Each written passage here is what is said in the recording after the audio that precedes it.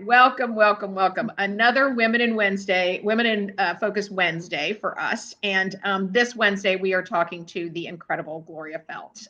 I am Nina Boone. I am the Diversity, Equity, Inclusion Leader for North America for Korn, Ferry, and very proudly a member of the New York Women's Forum. And I am thrilled to be here today.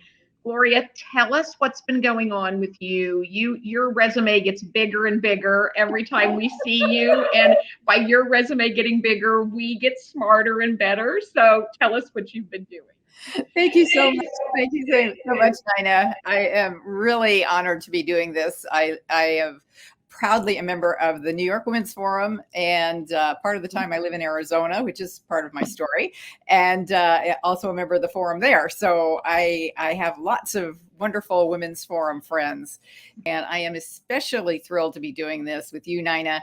I know that you are doing such remarkable things, and actually everyone in the forum is, and that's what makes the forum so great, just incredible.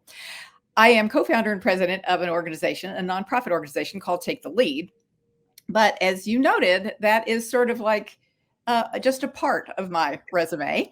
I actually have had several careers, as most of us have. And I think that's part of the story of women in business these days, right? Very much so. A lot of things happening, right? Yes, yes. I started out as a teacher in my career, planning to be a teacher my whole life. And as fate would have it, I was asked to submit a resume for a position as the executive director of a small Planned Parenthood affiliate in West Texas. I went thinking I was in no danger of being hired because I knew nothing about the organization. Like confidence, Gloria. I know. I knew nothing. I'd never run anything before, but I figured it would be good experience. And as they say, the rest is history. 30 years later, I retired as the national president of Planned Parenthood. So I had a wonderful opportunity to work both at the local level and the national level and the international level. And it was all great. And then I decided I was going to have a quieter life, and I was going to write some books, and I was going to play with the grandkids. And the last book I wrote just before the current one took me into a study of why women hadn't reached parity in leadership, even though we had opened doors, we had changed laws, and goodness knows, from the work that you do, how much progress there has been, but women are still stuck at under 25% of the top leadership positions across every single sector. So I developed my own theories as to why that was, and it has to do with women's relationship with power and different socialization between men and women. So I started teaching from it because at the request of several organizations, I created a workshop.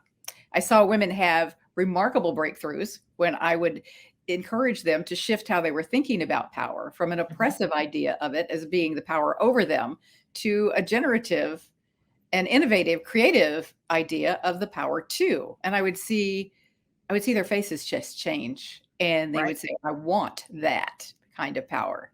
Then I can make life better for myself, my family. Yeah, because it is. I mean, the word power for women, I think, had such a negative connotation, and you've really turned it around without putting that M power on the front of it, but to continue to use it. I have to tell you that really, because power had not resonated with me, and you really created that resonance for me. Well, it was so strange to see how simple it was, but yet what a profound difference it made for women. Yeah. So being basically a movement builder, I was pretty quickly impressed upon the need to have an organization behind it. And so I co-founded Take the Lead in 2013. Our mission is to prepare, develop, inspire, and propel. That's train, coach, mentor, role model programs, and thought leadership, a comprehensive program to get women to leadership parity by 2025.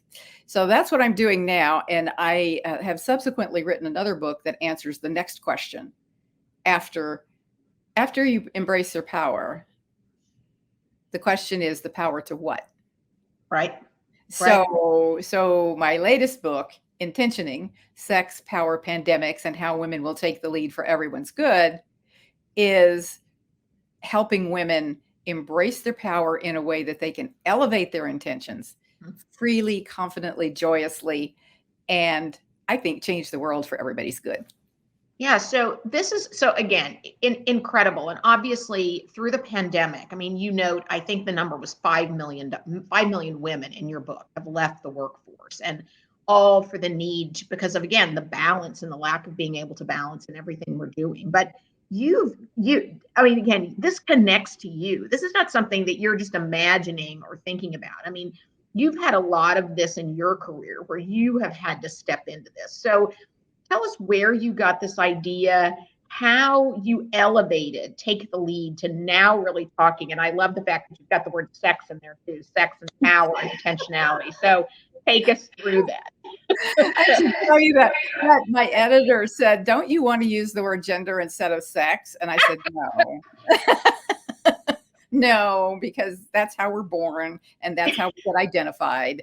And that's what then gives us the differential socialization. I don't think either men or women are better.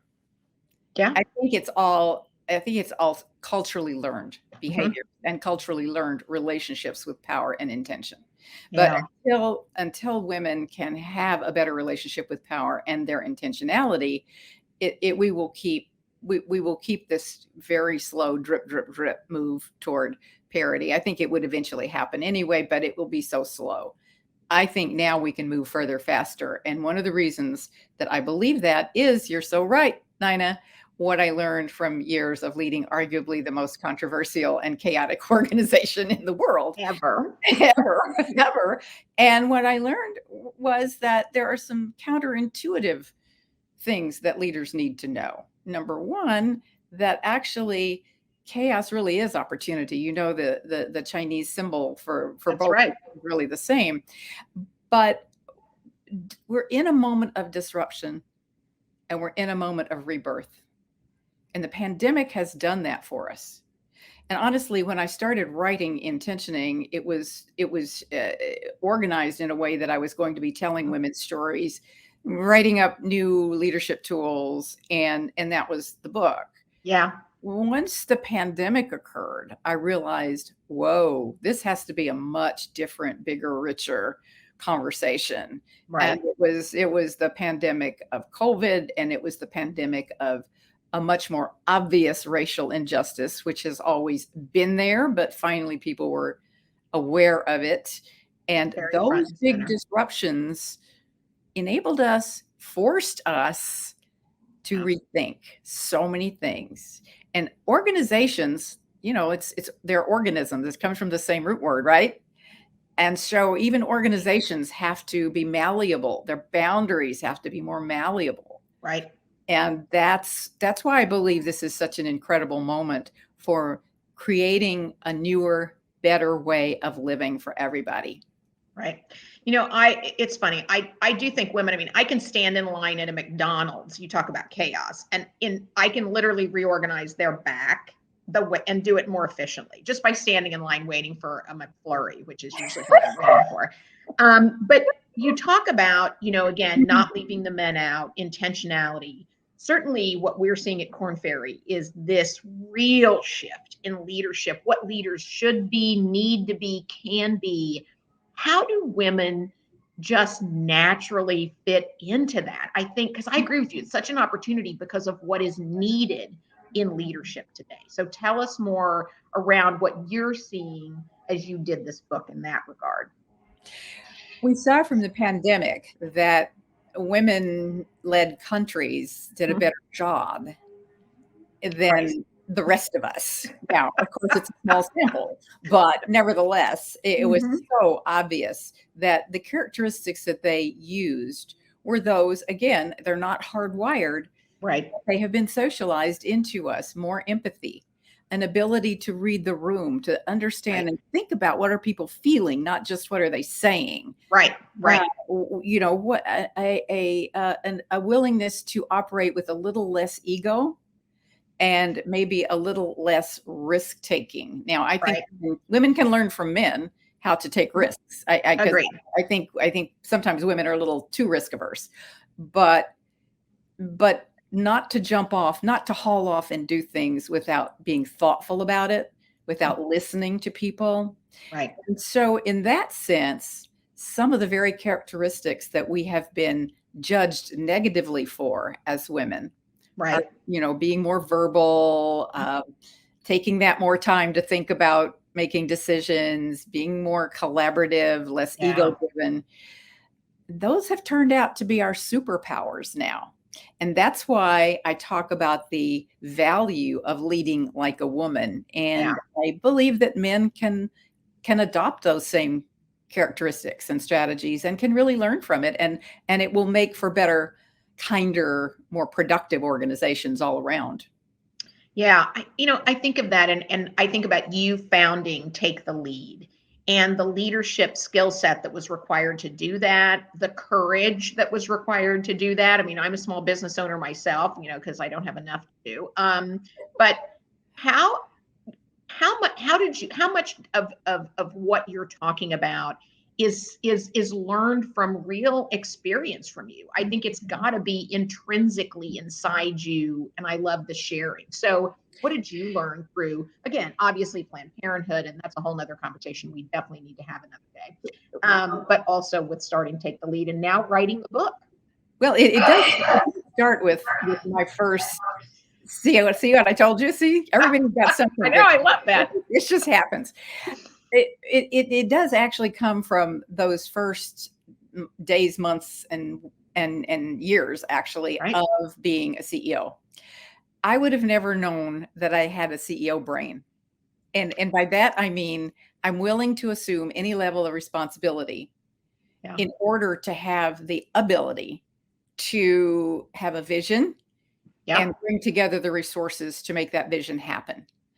And I don't know where that came from, but I know I wouldn't have known I had it if I hadn't said yes to a position that was offered to me that I really wasn't ready for and I wasn't qualified for.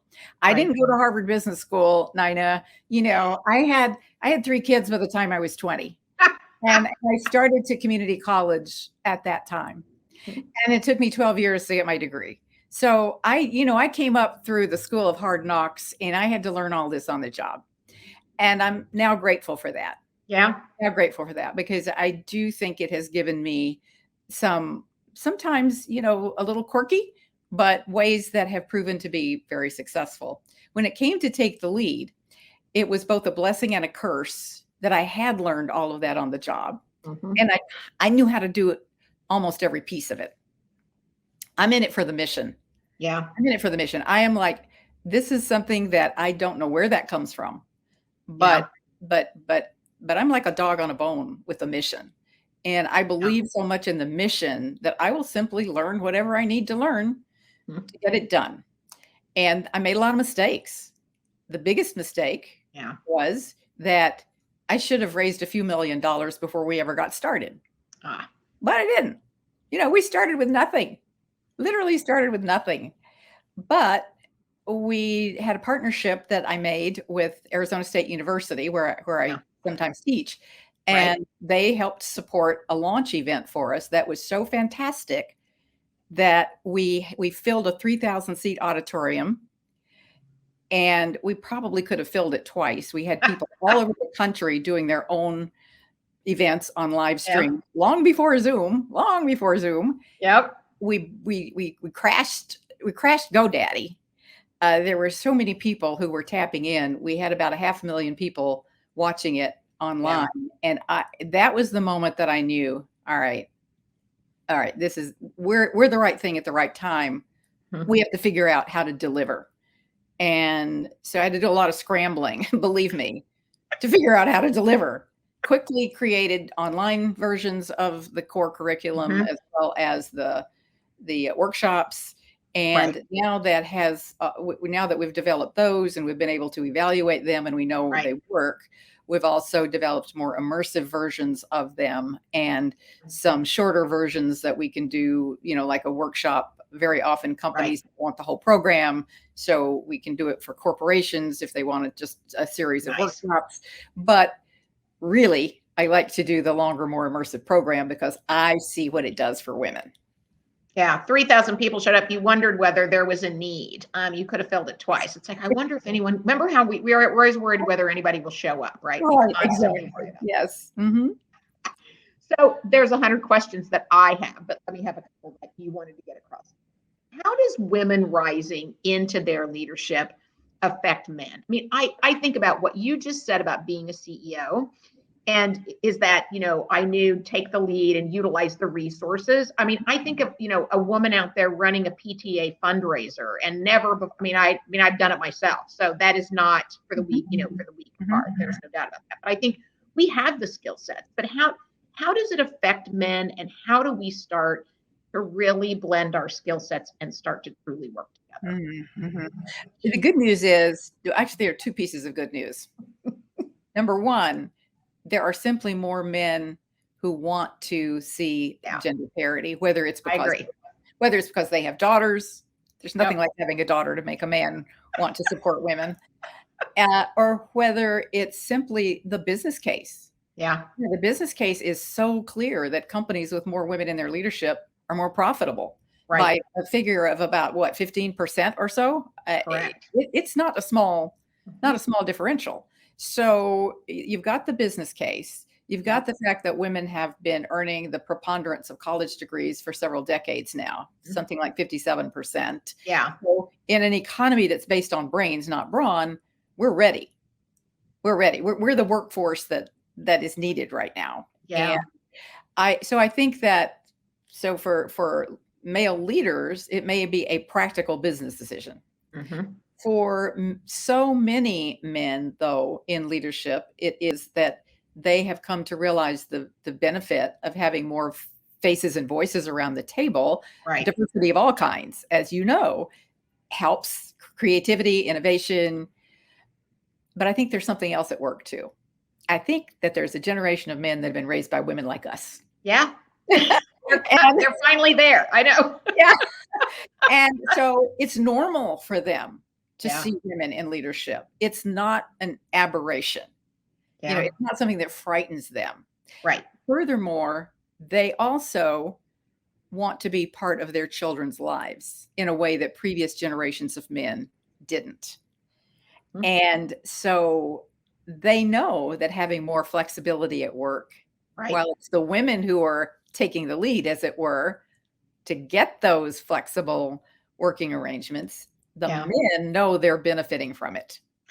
That has been one of the things, and I've been so encouraged by, is that, and we were talking about, earlier, as your husband brought you coffee, which I loved. I am seeing more men with kids on their laps. One of our industry leaders had a new baby, and he would show up in the afternoon with the baby on his shoulder, because that's, it's his turn, if you will, because they were really splitting. And it's been really encouraging to see our men evolve as we as women are evolving, and really embracing it. And I truly think they are. Let me ask a question about, because part of the book you talk about, and again, the word power, I'm going to take us back to that, in that constantly fighting for what is seen as finite opportunity or finite resources. Do you think that mindset is changing for men and women as men evolve too? That there's not a finite amount, that it's infinite in what is available to all of us. Do you think that's shifting? I'm going to have to give you a no answer.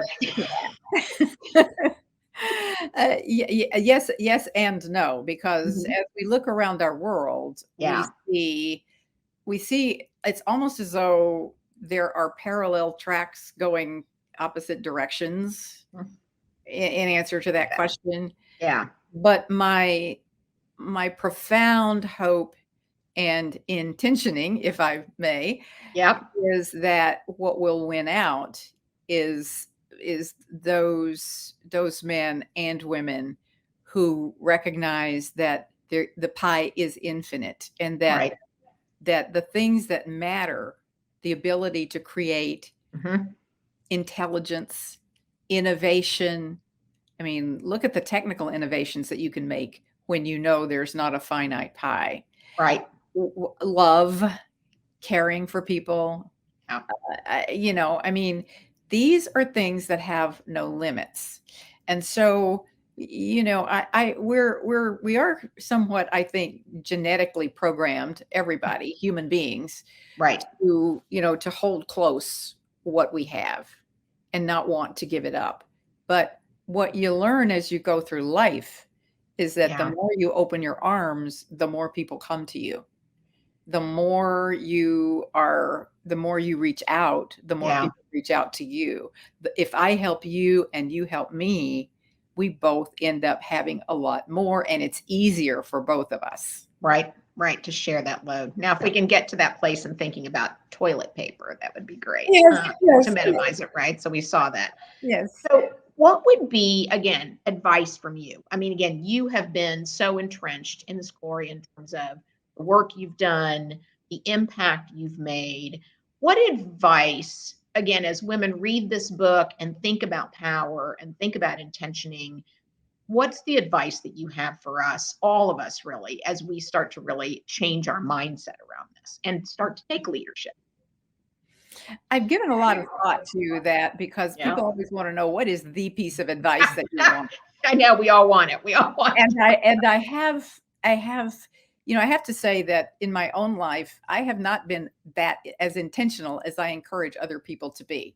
Yeah. But because I haven't been, perhaps that's how I can see the value of being more thoughtful and more intentional. Now, I had a great life, let me just say. And so when my grandson asked me to help him with his college paper, and he was asking me, how did you get to do all the things you did? I said, Michael, just say yes. You have to be open to fortuity. You have to be willing to take opportunities when they arise. Right. But if you are intentional and you have really thought about your purpose in life, and you have what I call uncovering yourself, Right. that's the first leadership intentioning tool that I have in the intentioning book. Uncover yourself. Great leaders know who they are. Great leaders and people who accomplish great things in the world typically are very in tune with who they are and what they're going to spend their energy on. Right. So I don't see those two things really as being antithetical. I found that once you put the wheels in motion toward what your intention is, things that you might not have expected that you're going to get to say yes to will pop up in front of you. Right. Right. Do you think that people are doing that more today? And you think of the number of people that are leaving the workforce, and women left it in droves, obviously. But even in today's world, we're seeing a continued shift in the workforce. And so I don't think that was something I did naturally to understand truly who I was until later in my career and life. How do you get to that place sooner and be proud of that and embrace that instead of being moved into places that really aren't who you are? How do you do that younger and sooner? One of the benefits of I guess the more affluent society that we have is that people have more ability to think about things like that. Yeah. And now this is not to say that everyone has that privilege, and we need to remember that. Right. And certainly COVID has opened up. I mean, there are bleeding sores that are there in our society, and inequities that are so obvious. Yeah. And it's interesting you talk about the numbers of women who have left the workforce, but it seems to be two very divergent reasons. So both of which have implications for the question you asked. Right. One is that they simply lost their jobs. Right. Because women were the caregivers, they were the front line, they were the women of color who were in the lowest paying jobs, who were the first to get fired, the first to get laid off, because their positions were such that they couldn't even do them during the pandemic because they were human contact positions. So many people lost their jobs. Then there were those who had the experience of, now I'm homeschooling my children. Now I'm in a position financially where I am going to have to choose whether to take care of these family obligations or go back to work, paid work, I should say. Right. And so if it depends on which one of those situations you're in as to why women have left the workforce. It's a good question as to whether people are more thoughtful about it now. I certainly believe younger women are, and I work a lot with younger women, almost to a fault. almost to a fault. And one of the things I have to coach younger women about very often is, you know what, if you choose something and it doesn't work out, you can unchoose it. Yep. It's okay. Wild. What a Yeah. wild concept, Gloria. What a That's wild right. concept. You don't have to decide right this minute.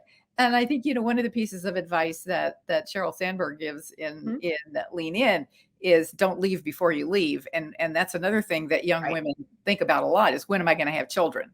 Right. And so they start pulling back on their careers in preparation. In preparation. And the other thing I've found that I need to tell them, which nobody tells young people, is that in fact, the further up you go in the leadership ladder, the more control you actually have. Right. The more flexibility. Agreed. Agreed. It doesn't get worse for you.